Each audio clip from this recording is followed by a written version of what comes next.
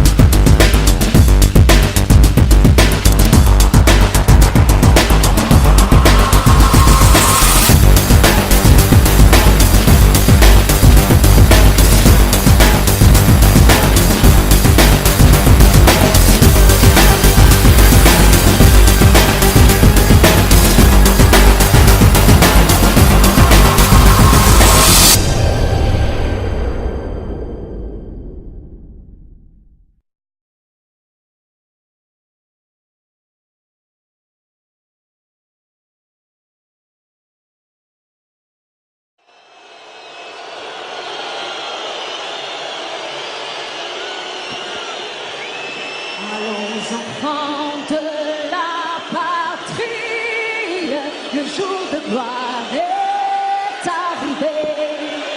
Entre nous de la tyrannie, l'étendard sanglant élevé, l'étendard sanglant élevé.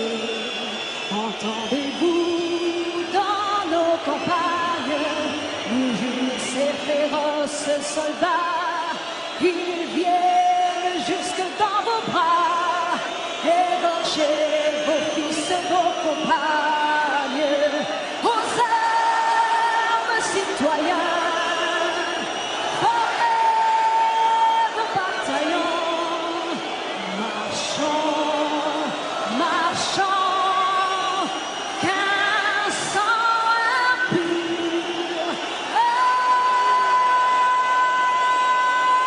brûle de nos sillons.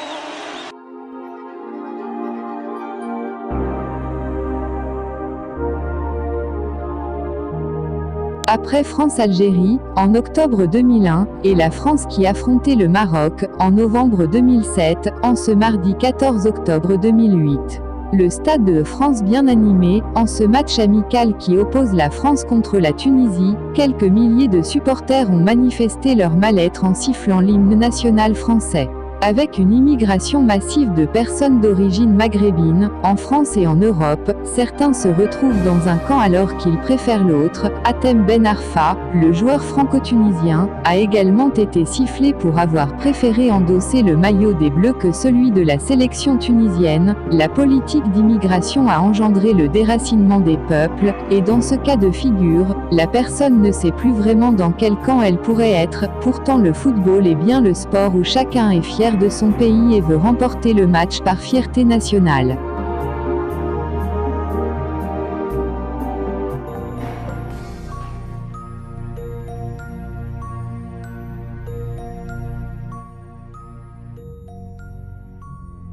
Le football apparu au milieu du XIXe siècle en Grande-Bretagne est devenu au siècle suivant le plus populaire au monde. Les racines de ce sport remontent au Moyen Âge.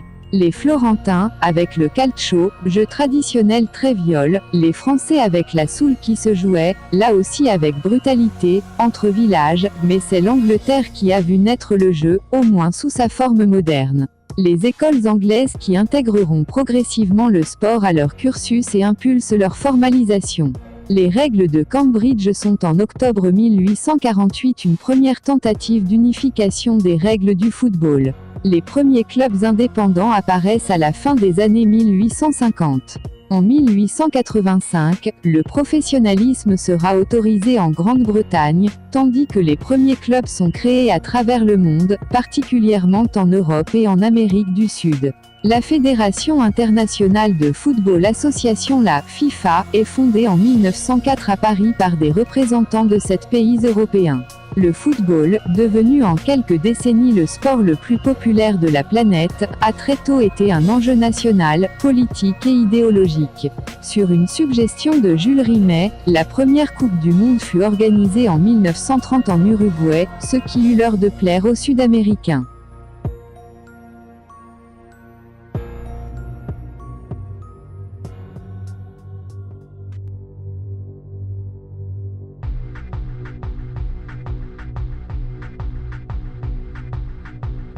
L'équipe de France de football, créée en 1904, est l'équipe nationale qui représente la France dans les compétitions internationales masculines de football, sous l'égide de la Fédération française de football, FFF.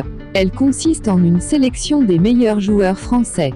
Pendant que le Brésil, l'Argentine, l'Italie ou l'Angleterre triomphent pendant des années. L'équipe de France est à la ramasse, le monde n'a pas trop d'espoir à l'arrivée de la Coupe du Monde cet été 1998 qui se passe justement en France. Cette équipe souvent décrite comme « Black Blamber » ramène la Coupe du Monde le 12 juillet 1998 au Stade de France à Saint-Denis devant 80 000 spectateurs. Elle remporte dans la foulée l'Euro 2000 grâce à sa victoire sur l'Italie en finale de 2-1, le 2 juillet 2000 à Rotterdam. La France aura enfin remporté des grands titres dans le monde du foot. La composition de l'équipe de France depuis les années 90 est à l'image d'une France multiculturelle. Cette politique du foot consiste à nier les Français de souche au profit d'une immigration de remplacement valorisant les uns, tout en culpabilisant les autres. Aujourd'hui, si c'est la mobilisation journalistique générale pour motiver des joueurs qui détestent la France que nous aimons, c'est surtout pour sauver les meubles de cette politique de la diversité et préserver la manne financière. Le converti Ribéry dont la femme avait porté un maillot de l'équipe d'Algérie lors du dernier championnat du monde.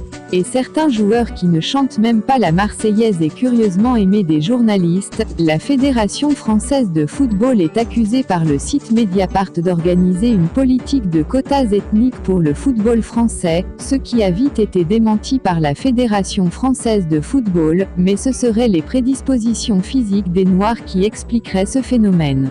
Mais avec les équipes d'Italie, d'Angleterre ou d'Allemagne bien plus meilleures à celles de l'équipe de France, et souvent composées d'Européens de souche, laisse tout jugement bien erroné.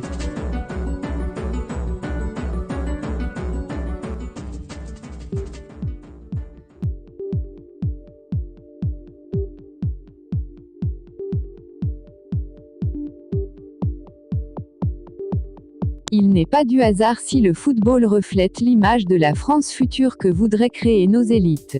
L'exaltation médiatique et les récupérations politiques d'une équipe de France multiethnique ont largement contribué à la résurgence de la thématique de l'immigration. Il existerait un processus de substitution de population sur le territoire français métropolitain, dans lequel le peuplement européen est visiblement remplacé par une population non européenne dans un long terme, originaire en premier lieu d'Afrique noire et du Maghreb. Ce changement de population impliquerait un changement de civilisation, et ce processus est soutenu par une majorité des élites de confession juive politique et intellectuelle médiatique. Pardonnez-moi, ce que je veux dire sera peut-être fou, Oui. ou fasse sauter en l'air les électeurs du Front National, mais j'ai envie de dire, ce problème pourrait être résolu de façon très simple.